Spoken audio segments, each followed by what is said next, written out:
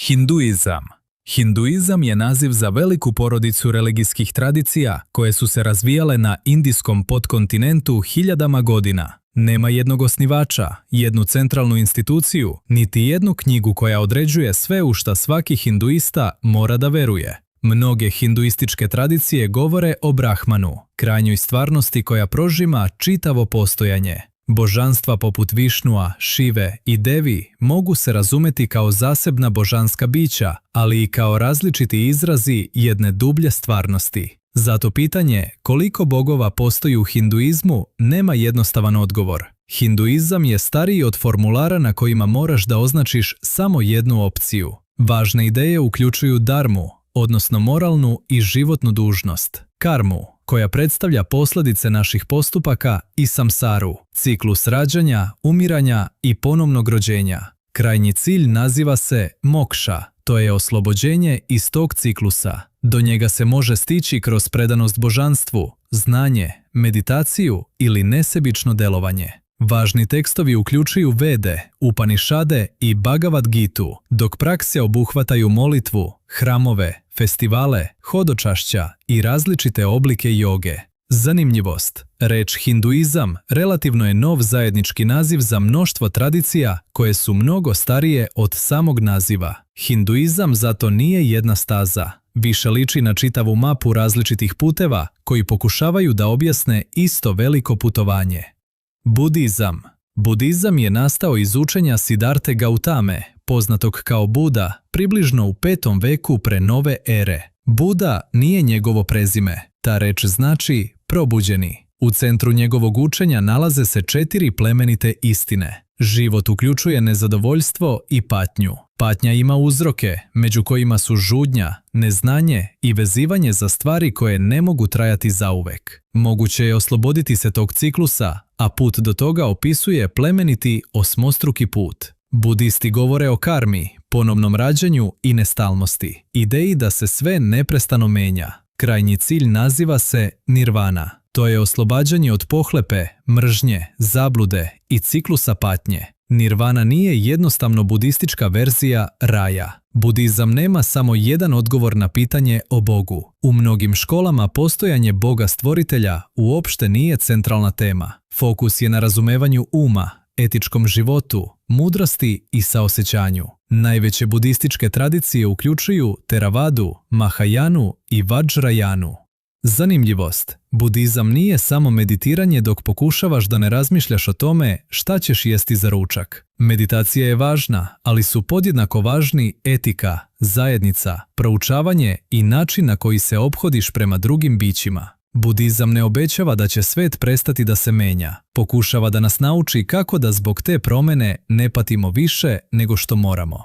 Judaizam. Judaizam je jedna od najstarijih živih monoteističkih tradicija. Istovremeno je religija, kultura, istorija i pripadnost jevrejskom narodu. Zato jevrejski identitet ne može uvek jednostavno da se smesti samo u kategoriju vera. U središtu judaizma nalazi se savez između Boga i jevrejskog naroda. Tora, prvih 5 knjiga hebrejske Biblije, sadrži priče, zakone, zapovesti i osnovna učenja. Tanah obuhvata Toru, proroke i spise, dok Talmud čuva vekove rabinskih rasprava o zakonu, etici i svakodnevnom životu. Važne prakse uključuju molitvu, proučavanje svetih tekstova, praznike, pravila ishrane poznata kao kašrut i šabat. Šabat traje od petka uveče do subote uveče i predstavlja vreme odmora, molitve i porodice. Postoje ortodoksne, konzervativne, reformske i druge jevrejske zajednice, čija se tumačenja i prakse mogu znatno razlikovati.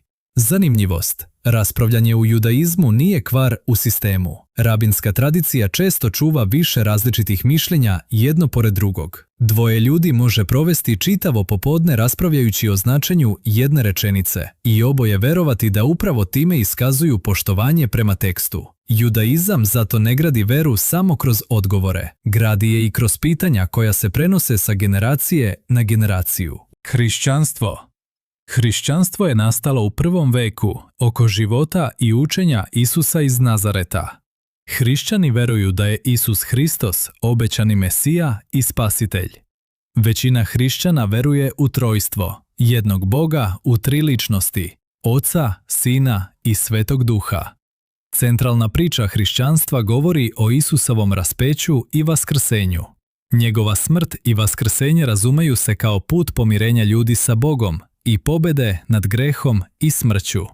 Hrišćanska Biblija sastoji se od Starog i Novog Zaveta. Novi Zavet uključuje 4 evanđelja koja opisuju Isusov život, učenje, smrt i vaskrsenje. Najveće grane hrišćanstva su katoličanstvo, pravoslavlje i protestantizam.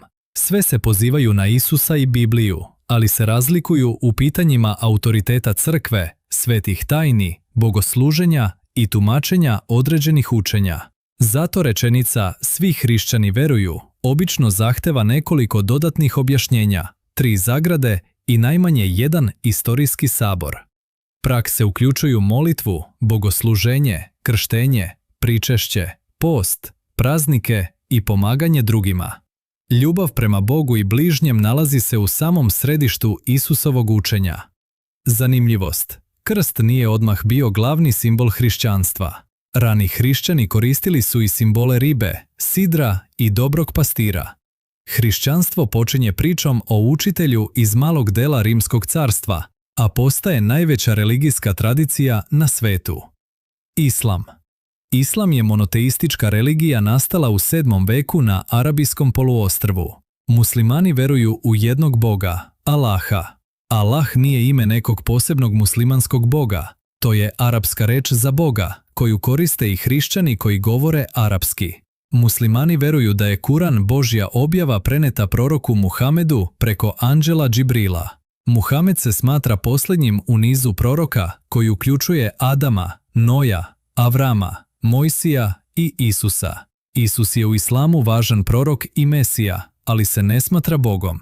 5 stubova islama su ispovedanje vere, 5 dnevnih molitvi, davanje milostinje, post tokom mjeseca Ramazana i hodočašće u Meku za one koji su fizički i financijski sposobni da ga obave. 2 najveće grane islama su sunizam i šiizam. Podjela je nastala iz ranog spora o tome ko treba da vodi muslimansku zajednicu nakon Muhamedove smrti. Zanimljivost: muslimani se tokom molitve ne okreću automatski prema istoku, okreću se prema Kabi u Meki. Zavisno od toga gdje se nalaze, taj pravac može biti istočni, zapadni, severni ili južni. Kompas ovdje ima prilično ozbiljan verski posao. Sama reč islam povezana je sa predanošću Bogu. Ideal nije samo verovati, već oblikovati život kroz molitvu, odgovornost, disciplinu i milosrđe. Sikizam. Sikizam je nastao u oblasti Pandžaba krajem 15. veka kroz učenje gurua Nanaka i 9 gurua koji su došli posle njega. Sikhi veruju u jednog bezobličnog Boga. Naglašavaju jednakost svih ljudi, pošten rad, sećanje na Boga i služenje drugima. Posle 10 ljudskih gurua, trajni guru postao je sveti tekst Guru Granth Sahib. On se u sikističkoj bogomolji, koja se naziva Gurdvara, tretira sa velikim poštovanjem. Bogosluženje uključuje čitanje i pevanje himni, molitvu i zajedničko okupljanje. Jedna od najprepoznatljivijih praksi je langar, besplatan zajednički obrok otvoren za sve, bez obzira na veru, poreklo, pol ili bogatstvo. Svi sede zajedno i jedu istu hranu. To je ideja jednakosti servirana na tanjiru. Inicirani sikhi mogu nositi 5 simbola vere, poznatih kao 5K. Među njima su neošišana kosa i kara, čelična narukvica. Turban pomaže da se duga kosa uredno čuva, ali predstavlja i vidljiv izraz identiteta, vere i dostojanstva. Zanimljivost: kuhinja Zlatnog hrama u Amritsaru svakodnevno besplatno hrani ogroman broj ljudi zahvaljujući donacijama i radu dobrovoljaca. Sikizam ne govori samo da su ljudi jednaki, on pokušava da tu jednakost svakodnevno učini vidljivom. Džajnizam. Džajnizam je drevna indijska religija, čiji sledbenici veruju da svako živo biće ima dušu. Oslobođenje se postiže nenasiljem, samodisciplinom i oslobađanjem od vezanosti. Najpoznatije načelo džajnizma je ahimsa, nenanošenje povrede drugim živim bićima. To se ne odnosi samo na ljude. Džajni nastoje da izbjegnu povređivanje životinja, insekata i drugih oblika života. Zbog toga je vegetarijanstvo veoma važno, a pojedini vernici primjenjuju i dodatna pravila kako bi smanjili štetu koju nanose čak i najmanjim bićima.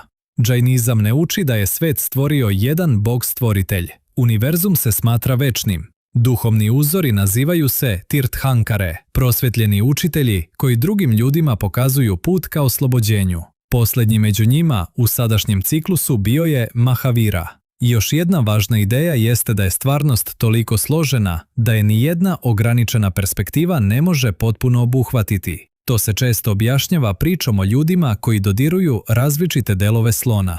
Jedan dodiruje surlu i kaže da je slon poput zmije. Drugi dodiruje nogu i kaže da je poput stuba. Svako je shvatio nešto tačno, ali niko nije obuhvatio celog slona. Zanimljivost. Pojedini džainski monasi pažljivo čiste put ispred sebe kako slučajno ne bi nagazili sitno biće. Džainizam tako pretvara nenasilje iz lepe ideje u svakodnevnu disciplinu koja se odnosi i na najmanji oblik života. Taoizam. Taoizam, odnosno daoizam, kineska je filozofska i religijska tradicija usmerena na život u skladu sa Daom. Dao se može prevesti kao put, ali označava i prirodni tok stvarnosti. Ne može se potpuno opisati rečima. Tao Te Ching praktično počinje upozorenjem da Dao koji možeš jasno definisati nije večni Dao. Drugim rečima, knjiga već na početku odbija da se uklopi u naslov ovog videa.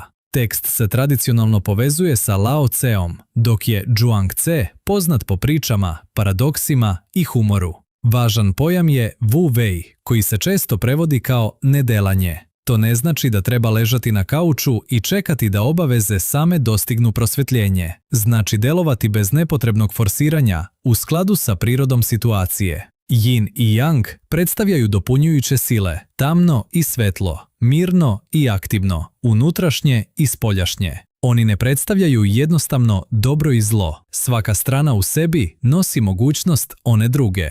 Religijski taoizam uključuje hramove, božanstva, rituale, meditaciju i vežbe disanja, a vekovima se prepliče sa kineskom narodnom religijom i budizmom. Zanimljivost. Poznati simbol Yina i Yanga danas se nalazi na svemu, od drevnih hramova do majica, privezaka i zidova teretana. Taoizam ne pita kako da nateraš reku da teče brže, pita zašto još pokušavaš da je guraš. Shinto.